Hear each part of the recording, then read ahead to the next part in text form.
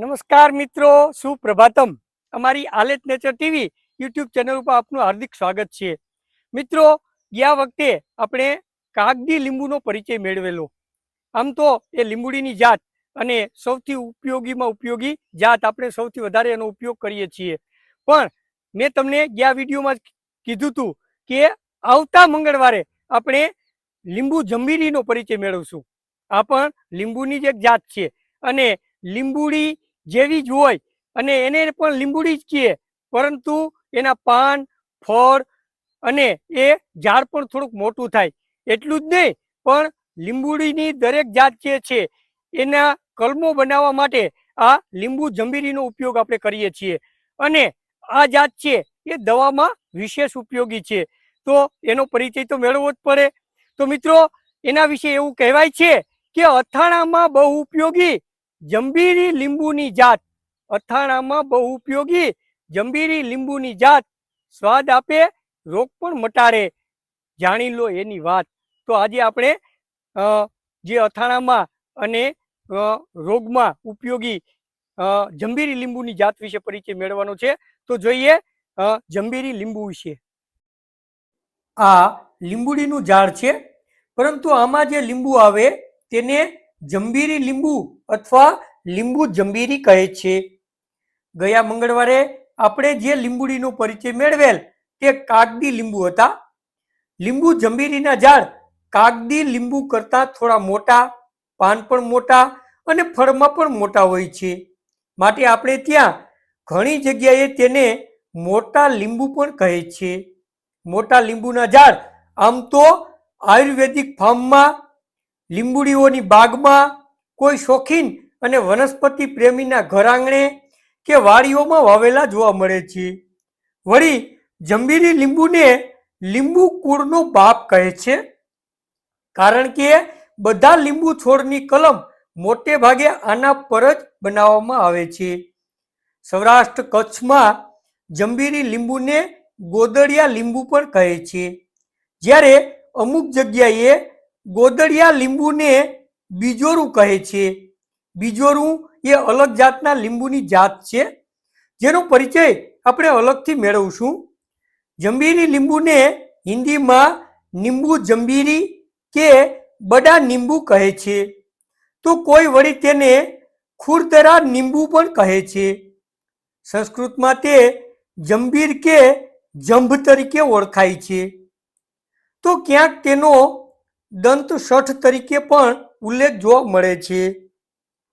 અંગ્રેજીમાં તેને rough lemon કહે છે, તો વળી ક્યાંક તે જંબીરી લેમનના નામે પણ પ્રસિદ્ધ છે, જ્યારે તેનું શાસ્ત્રીય નામ સાઇટ્રસ જાંભીરી લસ છે. આના ઝાડ લીંબુડીના ઝાડ કરતાં થોડા મોટા, થડ થોડું વિશેષ જાડું અને તેમાં કાંટા પણ મોટા, જાડા અને તીક્ષ્ણ અણીદાર હોય છે. તેમાંથી અનેક શાખાઓ આડાઅવળી નીકળી ઝાડને ઘેરાવદાર બનાવે છે. થડમાં અને શાખાઓમાં કાંટા જોવા મળે છે, પરંતુ કોમળ શાખાઓ ઉપર કાંટા મોટા અને વિશેષ જોવા મળે છે.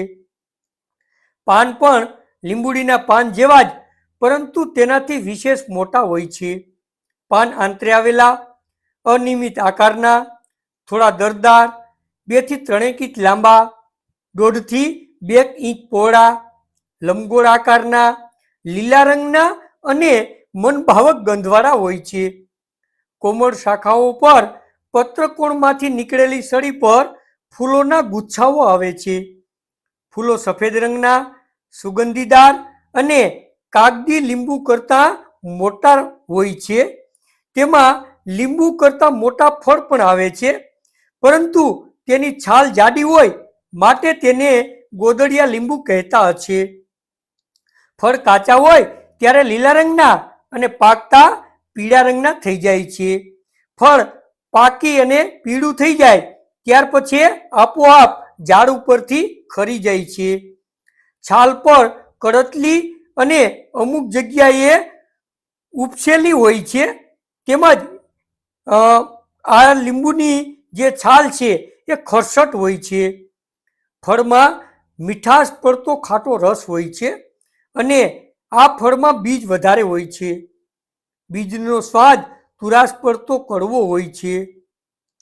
રૂટેસી વર્ગની આ વનસ્પતિ દવા તરીકે ખૂબ જ ઉપયોગી માનવામાં આવે છે. લીંબુ જંબીરીના ઔષધિ ગુણની જો વાત કરવામાં આવે તો તે ખૂબ ખાટા પણ થોડા મધુરા, તીક્ષ્ણ, અમ્લ વિપાકી, ભારે, ઉષ્ણ, રુચિકર, ભૂખ અને પાચનવર્ધક, કફ, વાતશામક, અનુલોમક, પિત્તસારક, હૃદયને હિતકર, વર્ણ સુધારક, બળ અને ધાતુવર્ધક તેમજ મળસારક છે. તે અરુચિ, તૃષા, ઉલટી, મંદાગ્નિ, અજીર્ણ, કબજિયાત, હૃદયશૂળ, લીવર વિકાર, આમદોષ, ખાંસી, શ્વાસ, કૃમિ, અમ્લપિત્ત અને રક્તદોષ દૂર કરનાર મનાય છે. લીંબુ જંબીરીમાં citric acid, vitamin C, potassium, calcium, magnesium તેમજ ફાઇબર વિપુલ માત્રામાં જોવા મળે છે.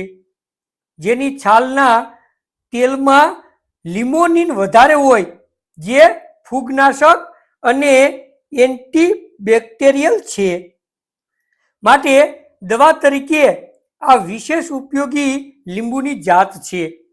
આયુર્વેદમાં જંબીરીને તીક્ષ્ણ કહે એટલે કે એ ગેસ અને કફને તરત તોડનાર મનાય છે. જંબીરી લીંબુ એટલે કે ગોદડિયા લીંબુના ઔષધિ ઉપયોગની જો વાત કરવામાં આવે તો તેના ફળ ઔષધ તરીકે વિશેષ કામ આવે છે. જંબીરી લીંબુનું અથાણું થોડું તીખું અને સ્વાદિષ્ટ બને. સાલનો મુરબ્બો પણ બનાવવામાં આવે છે. આ અથાણું કે મુરબ્બો ખાવાથી ગેસ, પેટના રોગો, કબજિયાત, કફ, ઉધરસ અને અરુચિ દૂર કરી પાચન શક્તિ વધારનાર છે અને ભૂખ લગાડનાર છે. જંબીરી લીંબુનો રસ દહીંમાં મેળવી માથા ઉપર લગાડી માથું ધોવાથી ખોડો દૂર થાય છે. જંબીરી લીંબુના રસમાં મધ મેળવી પીવાથી ગેસ અને પથરી દૂર થાય છે. પાચન શક્તિ વધે છે. શરીર બળવાન અને નિરોગી બને છે. જંબીરી લીંબુના રસમાં સંચળ અને અજમો નાખી સહેજ ગરમ કરી 1 ચમચી રસ પીવાથી ગેસ અને અપચો દૂર થાય છે. જંબીરી લીંબુનો રસ ચાટવાથી અને સૂંઘવાથી ઉલટી કે ચક્કર આવતું હોય તો દૂર થાય છે. મુસાફરી દરમિયાન તેની છાલ સાથે રાખી સૂંઘવાથી જેને ફેરવાયુ થતો હોય તેને માટે આ ઉત્તમ ઉપાય છે.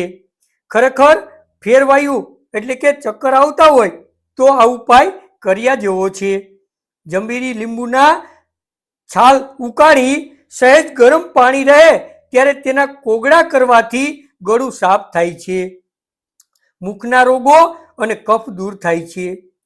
જંબીરી લીંબુની છાલ સૂકવી કબાટ, અનાજ કે પુસ્તકમાં રાખવાથી જીવજંતુ આવતા નથી. જંબીરી લીંબુનું તેલ સાબુ તેમજ અત્તર બનાવવામાં પણ ઉપયોગી છે. શીતળા અને હોળી નીકળવાની શરૂઆતમાં આ લીંબુના રસમાં ગોળ મેળવી સેવન કરવાથી દાણા જલ્દી બહાર નીકળી આવે છે અને તાવ ઉગ્ર રૂપ ધારણ કરતો નથી. માટે હોળી અને શીતળા અથવા તો અચબડા જ્યારે નીકળવાના હોય અથવા બાળકોને શરૂઆત થયેલ હોય તો એના માટે પણ આ પ્રયોગ કર્યા જેવો છે. લીંબુ જંબીરીની છાલનું ચૂર્ણ બનાવી તેને પાણીમાં મેળવી શરીરે લેપ કરી સ્નાન કરવાથી ચામડીના રોગો દૂર થાય છે. ઉનાળામાં ખૂબ ઠંડક આપનાર છે. આમ જંબીરી લીંબુ ખૂબ ઉપયોગી ઔષધિ વનસ્પતિ છે, પરંતુ તેનો પ્રમાણસર અને વેદની સલાહ અનુસાર જ ઉપયોગ કરવો વધારે હિતાવહ છે. તો મિત્રો, આજે આપણે આ જંબીરી લીંબુની જાત વિશે જાણ્યું. આ જાત છે એ મોટે ભાગે ઔષધમાં વધારે ઉપયોગી છે. વળી આની છાલ છે એ જાડી હોય, આમાં રસ છે એ થોડોક મધુરો અને ખટાશ પડતો હોય, તેમજ આની અંદર બીજ પણ વધારે હોય એટલે મોટે ભાગે એનો આપણે ઉપયોગ કરતા નથી, પરંતુ અથાણામાં ખરેખર આપણે આ ગોદડિયા લીંબુનો જ ઉપયોગ કરવો જોઈએ, કારણ કે આ જંબીરી લીંબુ એટલે કે ગોદડિયા લીંબુડીની જે જાત છે એ રીતે ખૂબ ઉપયોગી છે. તો મિત્રો, આપણે જે કોઈ વનસ્પતિઓનો પરિચય મેળવીએ તો એની અલગ અલગ જાત હોય તો એના અલગ અલગ ગુણ પણ હોય છે, તો એનો આપણે પરિચય મેળવતા રહીશું. અને હા, લાઈક કરવાનું અને શેર કરવાનું ભૂલતા નહીં હો. અને આપણું સૂત્ર છે, યાદ છે ને, કે મારું સ્વાસ્થ્ય મારા હાથમાં. તો મિત્રો, તમારું સ્વાસ્થ્ય જાળવો. અને હા, આવતા મંગળવારે ફરી પાછા મળશું અને એક નવી જ વનસ્પતિનો પરિચય મેળવશું. ત્યાં સુધી રજા આપશો. નારાયણભાઈના જય શ્રી કૃષ્ણ.